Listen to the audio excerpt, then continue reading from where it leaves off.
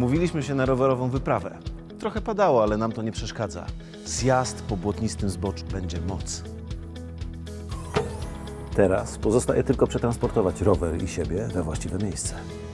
Jeśli posiadasz auto w wersji kombi i chcesz przewieźć rower, nie narażając go na zmienne warunki atmosferyczne, powinien Cię zainteresować wewnętrzny uchwyt na rowery.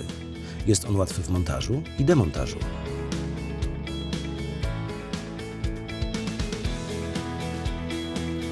Zgodnie z prawem Murphy'ego, to wszystko na pierwszym zakręcie wyląduje na moim rowerze. Na szczęście są sposoby, żeby temu zapobiec. Przed przesuwaniem niewielkich bagaży po powierzchni bagażnika zabezpieczą siatki. No i to wszystko. Prawo Murphy'ego tak szybko mnie nie pokona.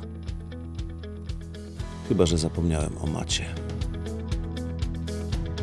Podłużna, wodoodporna mata bagażnika zabezpieczy jego powierzchnię przed brudem, np. błotem z rowerowych opon. Alternatywnie zamontować można też gumową wykładzinę bagażnika. I tak powinno być. Prawdziwego mężczyzny nie powstrzyma, byle deszczyk.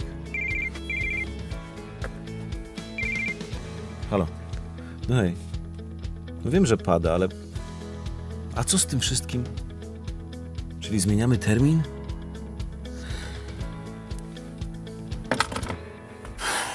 Skoda. Simply clever.